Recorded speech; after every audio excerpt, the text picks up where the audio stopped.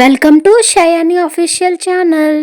ఇవాల్టి వీడియో వచ్చేసి మన వైజాగ్లో ఎంతో కామన్గా ఫేమస్ అయిన ఐటమ్, ఇంకా వర్షాలు రాగానే కొంచెం మబ్బులు రాగానే గుర్తొచ్చే ఐటమ్, అందరికీ నచ్చే స్ట్రీట్ ఫుడ్ ఐటమ్ అరటికాయ బజ్జీ. అరటికాయ బజ్జీ నచ్చలేని వాళ్ళు ఎవరు ఉండరు కదా. సో ఈ అరటికాయ బజ్జీని రెగ్యులర్గా అందరు చేసే స్టైల్లో కాకుండా నా స్టైల్లో కొంచెం మసాలా దట్టించి చేయడం ఎలాగో చూపిస్తాను నేను. మరి ప్రాసెస్ చూసేద్దామా? వచ్చేయండి, let's dive into cooking. నమస్తే ఫ్రెండ్స్, నా పేరు అనిత ప్రియాంక. ఈ నా స్టైల్ అరటికాయ బజ్జీకి కావాల్సిన ఇంగ్రీడియంట్స్ చూసేద్దాం.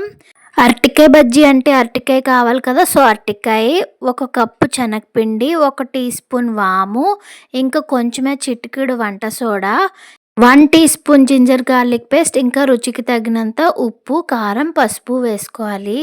ఇక్కడ నేను మసాలా అరటికాయ బజ్జీ అని ఎందుకు అన్నానంటే అల్లం వెల్లుల్లి పేస్ట్ వల్ల అండి. అది వేసుకుంటే ఫ్లేవర్ చాలా బాగుంటుంది, ఒకసారి ట్రై చేయండి.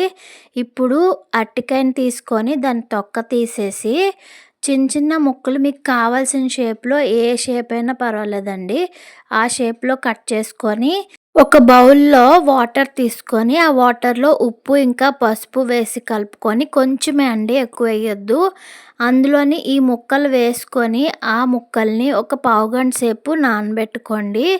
కొంచెం సేపు నానబెట్టుకోవడం వల్ల ఏంటంటే లోపల చప్పగా ఉండకుండా అరటికాయ కొంచెం ఉప్పగా తగులుతుంది అనమాట. సో అలా చేసుకొని వాటర్ని డ్రైన్ చేసేసుకోవాలి. డ్రైన్ చేసేసుకొని పక్కన పెట్టుకోండి. మీరు ఉప్పు నీటిలో వేసుకోవడం వల్ల ముక్కల్ని ఇంకొక అడ్వాంటేజ్ ఏంటంటే ముక్కలు అనేవి నల్లగా అవ్వకుండా ఉంటాయి, తెల్లగా ఉంటాయండి.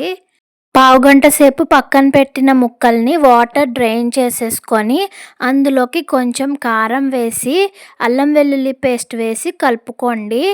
నాకు కొంచెం ఉప్పు తక్కువ వేసాను అనిపించింది, ఇంకా పసుపు కూడా నాకు కావాలనిపించి నేను పసుపు ఉప్పు వేసుకున్నాను. మీరు ఎక్కువ వేసుకుంటే కనుక ఇక్కడ వేసుకోకండి, లేదంటే ఉప్పు కషాయం అయిపోద్ది. దీన్ని ఇప్పుడు బాగా కలుపుకొని మర్దన చేయాలన్నమాట. మర్దన చేసి పక్కన పెట్టుకోండి. నెక్స్ట్ స్టెప్ వచ్చేసి మన బ్యాటర్ ప్రిపేర్ చేసుకోవాలి. అది ముంచి ఆయిల్లో డీప్ ఫ్రై చేయాలి కదా. దానికోసం శనగపిండి తీసుకొని వేసుకొని అందులో 2 స్పూన్స్ బియ్యం పిండి వేసుకోండి, క్రిస్పీనెస్ కావాలంటే, లేదంటే మానేసుకోవచ్చు, ప్లెయిన్ శనగపిండి కూడా వేసుకోవచ్చు. నెక్స్ట్ వచ్చేసి మన ఉప్పు, కారం ఇంకా పసుపు వేసుకోండి, కొంచెం కొంచెమే వేసుకోండి, బ్యాటర్కి సరిపడే వేసుకోండి. అందులోనే కొంచెం వాము ఇంకా వంట సోడా కొంచెమే వేసుకోండి, లేదంటే నూనె పీల్చేస్తాయి. ఇది మీకు టిప్ అన్నమాట ఈ వీడియోలో. తర్వాత వాటర్ వేసుకుంటూ కలుపుకోవాలి బాగా, ఉండలు లేకుండా. ఏ కన్సిస్టెన్సీలో కలుపుకోవాలంటే మన దోశ బ్యాటర్ ఉంటుంది కదా, అలా కలుపుకోవాలి. లేదు మీకు దోశ బ్యాటర్ కన్సిస్టెన్సీ తెలీదు అంటే మీరు ఫింగర్ డిప్ చేస్తే ఫింగర్కి కోట్ అవ్వాలన్నమాట, నెమ్మదిగా డ్రాప్ అవ్వాలి, ఫింగర్కి పట్టుకోవాలి పిండి.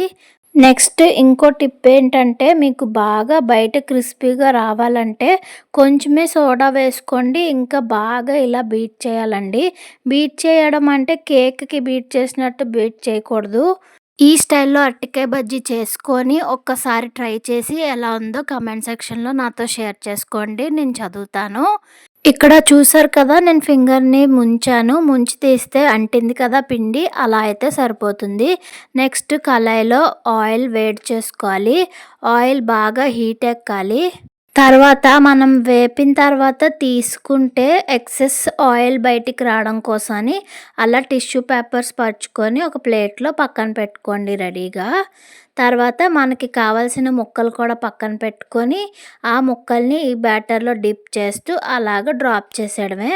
మీరు డ్రాప్ చేసిన తర్వాత బుడగలు వచ్చి అలా వస్తుంది కదండి, సో అది కరెక్ట్ హీట్ అయినట్టు అనమాట. అలా హీట్ అవుతే బాగా అవుతాయి అన్నమాట. అలా హీట్ ఎక్కిన తర్వాత మంటని మీడియం ఫ్లేమ్లో పెట్టి అలా కదుపుకుంటూ ఫ్రై చేసుకోవాలి, ఈవెన్గా కుక్ అవుతాయి. ఇలా అన్నిటిని ఫ్రై చేసుకొని ఆ టిష్యూ పేపర్ ప్లేట్ మీద తీసేసుకొని సర్వ్ చేసేసుకోవడమే. కొంచెం మసాలా ఎవరికైతే ఇష్టం ఉంటుందో వాళ్ళకి చాలా నచ్చుతుంది.